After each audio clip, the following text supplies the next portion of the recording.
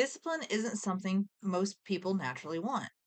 It's uncomfortable, it's inconvenient, and most of the time it doesn't feel good in the moment.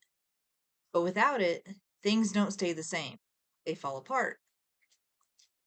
If you're new here, this channel is about living out faith in a practical, grounded way through responsibility, structure, discipline, leadership, life with dogs, and the outdoors. This isn't about theory, it's about what actually holds up in real life. If that's what you're looking for, you can subscribe for more. Hebrews 12:11 says, "No discipline seems pleasant at the time, painful.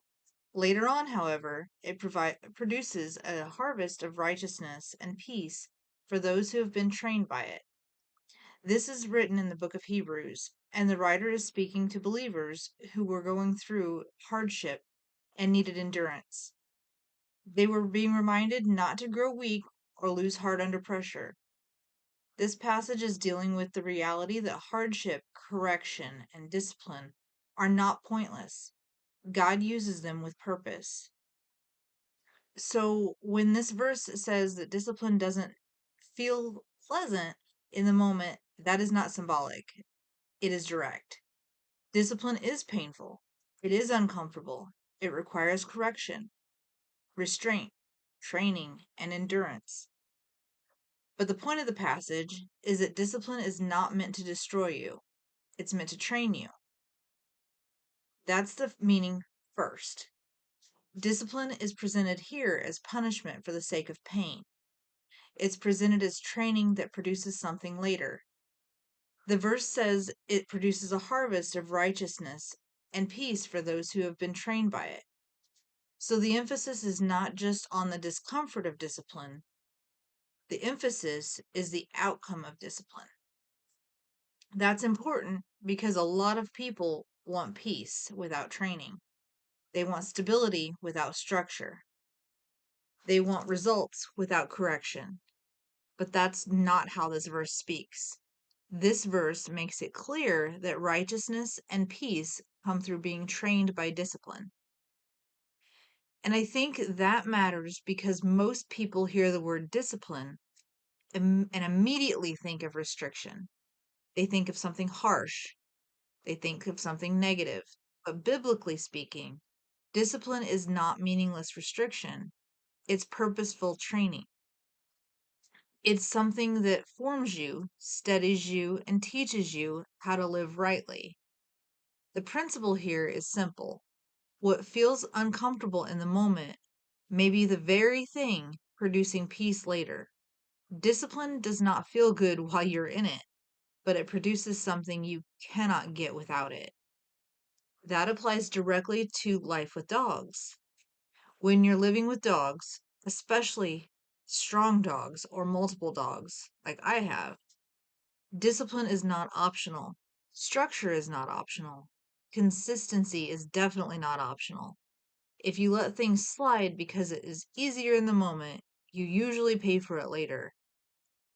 And that is the one clearest real world example of this principle. Correction in the moment may feel inconvenient. Holding boundaries may feel tiring.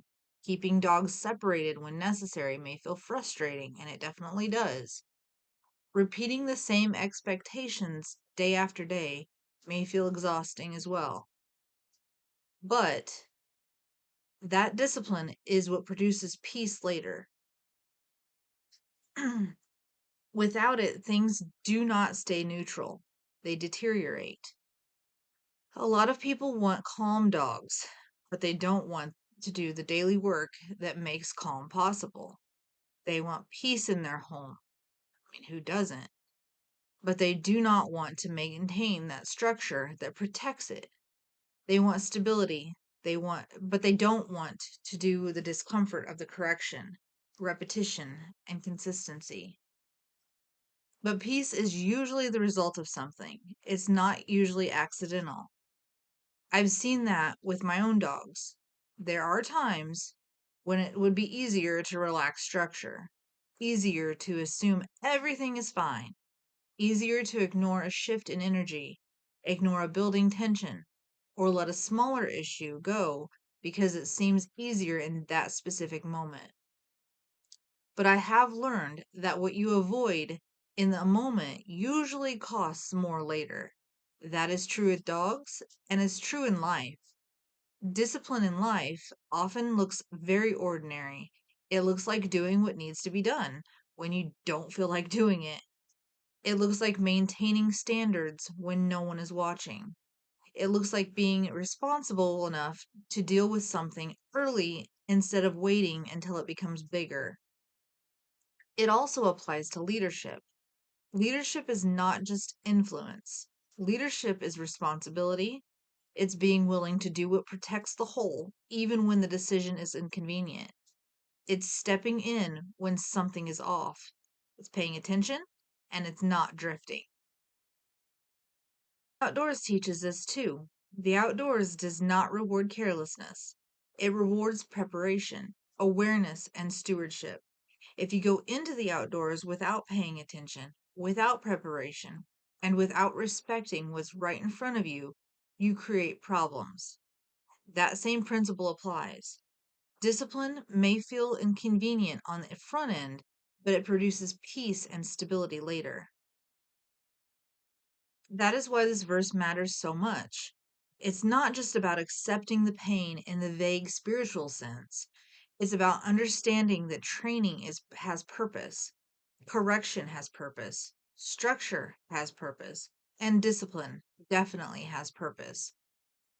I think a lot of people struggle here because they only evaluate discipline by how it feels in that specific moment. If it feels restrictive, they reject it. If it feels hard, they avoid it. If it feels repetitive, they get tired of it.